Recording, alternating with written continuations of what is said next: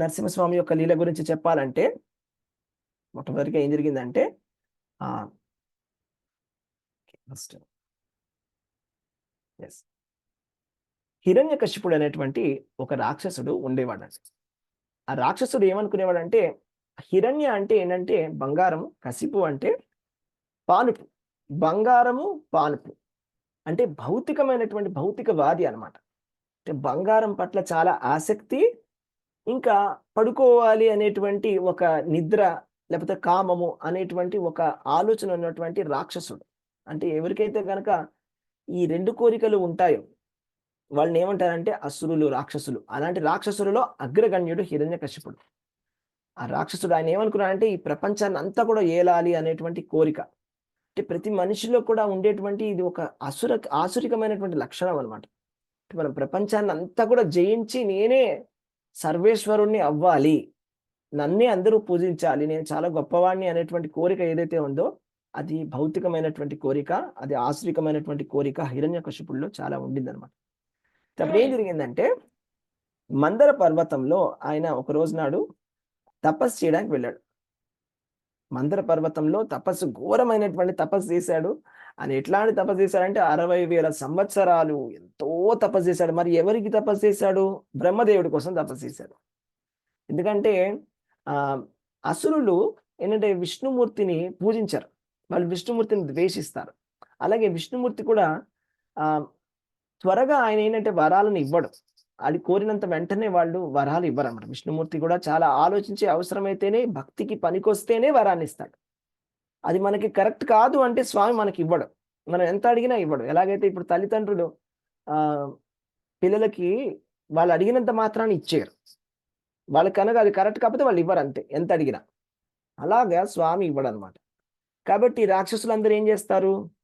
బ్రహ్మదేవుణ్ణి లేకపోతే పరమశివుణ్ణి ఆరాధిస్తారు. ఆరాధించి వాళ్ళు కోరికలు కోరుకుంటారు, ఎందుకంటే వాళ్ళకి వెంటనే కోరికలు దొరుకుతాయి కాబట్టి. అలాగా ఈ బ్రహ్మదేవుడు ఏం చేశాడు? 60,000 సంవత్సరాలు తపస్సు చేసి వరాలను కోరుకున్నాడట. ఎంత ఘోరమైన తపస్సు చేశారంటే మొత్తం అంతా విశ్వం అంతా కూడా కంపనలు రావడం, అంత దారుణమైనటువంటి తపస్సు చేశాడు. చివరికి బ్రహ్మదేవుడు వచ్చాడు. బ్రహ్మదేవుడు వచ్చి అడిగాడు, నీకేం కావాలి కోరుకో అని. అయితే అప్పుడు బ్రహ్మదేవుణ్ణి ఒక వింత కోరిక కోరాడు. ఏంటా కోరిక అంటే, నేను ఎప్పుడూ చచ్చిపోకూడదు, నన్ను ఎవ్వరు జయించకూడదు, నేను అమరుడిని అయిపోవాలి, నన్ను ఎవ్వరు జయించకూడదు, నేను మొత్తం లోకాధిపత్యం నాకు కావాలని. అప్పుడు బ్రహ్మదేవుడు ఏం చెప్పాడు తెలుసా? బ్రహ్మదేవుడు అన్నాడు, నాకు కూడా ఆది అంతం అనేది ఉన్నది, ఒక ఆయుర్దాయం అనేది ఉంటుంది బ్రహ్మదేవుడికి. బ్రహ్మదేవుడికి కూడా, బ్రహ్మకి ఒక రోజు రాత్రి అనేది ఉంటుంది. అంటే బ్రహ్మ యొక్క రోజునే కల్పము అని చెప్పుకుంటాం, 430 కోట్ల సంవత్సరాలు. అలాగే బ్రహ్మ ద్విపరార్థాలు అంటే 50 సంవత్సరాలు, 100 సంవత్సరాలు బతకడం జరుగుతుంది. ఇప్పుడు బ్రహ్మదేవుడి యొక్క ఆయుర్దాయంలో రెండో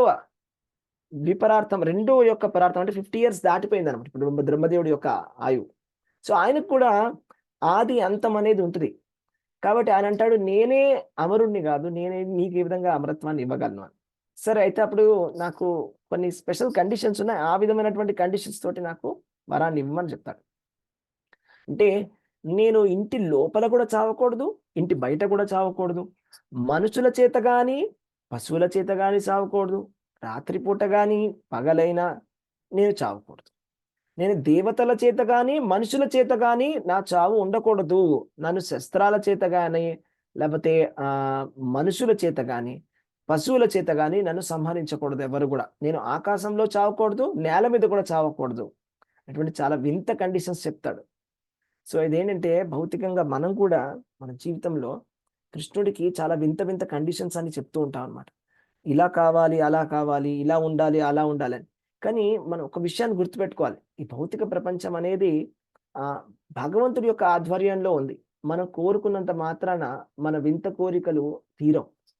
మనకి నిజంగా అమరత్వం కావాలంటే భక్తి జీవితంలో భగవంతుడి యొక్క ధామానికి వెళ్ళి అక్కడ అదే నిజమైనటువంటి అమరత్వం అంటే. భగవంతుడి ధామానికి వెళ్ళి భగవంతుని సేవించుకోవడం అమరత్వం అంటే. ఈ విషయాన్ని మనం తెలుసుకోవాలి. కాబట్టి హిరణ్యకశిపుడు ఈ వరాలన్నీ వచ్చిన తర్వాత మంచిగా వెళ్ళి మొత్తం ఇంద్రుణ్ణి డిఫీట్ చేసేసాడు. ఇంద్రలోకానంతా తీసేసుకున్నాడు, స్వర్గలోకాన్ని తీసేసుకున్నాడు. తీసుకున్న తర్వాత ఇంద్రాది దేవతలందరినీ కూడా ఆయన టార్చర్ పెట్టడం మొదలుపెట్టాడు. సో అప్పుడు దేవతలందరూ కూడా విష్ణుమూర్తి దగ్గరికి వెళ్ళడం జరిగింది. విష్ణుమూర్తి దగ్గరికి వెళ్ళి అందరూ కూడా సరెండర్ అయిపోయి స్వామిని అడగడం జరిగింది అనమాట. స్వామి మమ్మల్ని ఈ హిరణ్యకశిపుడి నుంచి కాపాడండి. చాలా భయంకరమైనటువంటి రాక్షసుడు ఇతడు. ఏ విధంగా మేము ఇతన్ని తప్పించుకోగలము అనేటువంటి ఆయన కోరుకోవడం జరిగిందనమాట. సో అప్పుడు ఏం జరిగిందంట, హిరణ్యకశిపుడికి కొంతమంది కొడుకులు ఉన్నారు.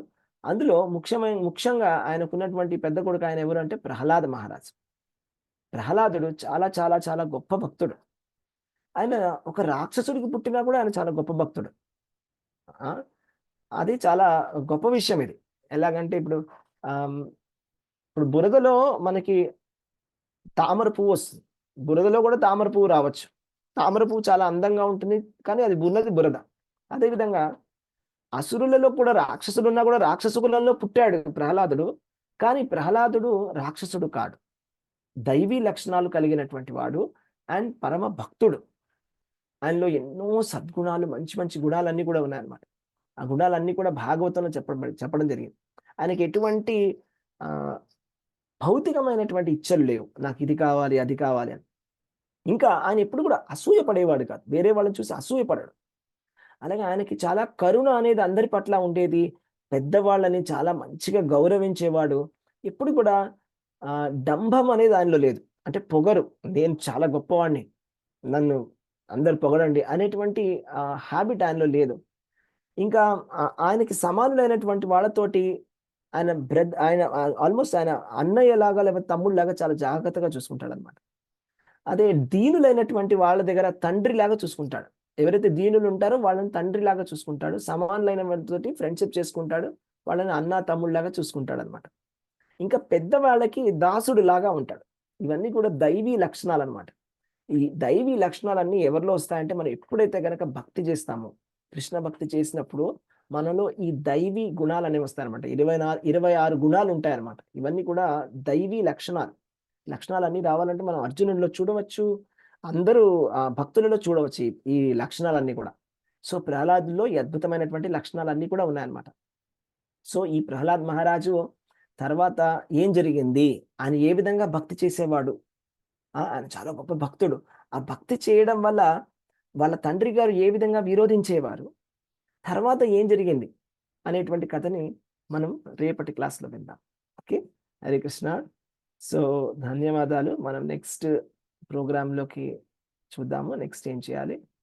Yes, okay, right. Narasimha story అయిపోయింది. ఇప్పుడు మనం భాగవతము 7వ స్కందంలోని 9వ అధ్యాయం ఓపెన్ చేసుకుంటారా? 9వ అధ్యాయం ఓపెన్ చేసి రెడీగా పెట్టుకున్నారా? హరే కృష్ణ. అన్మ్యూట్ చేసుకోండి.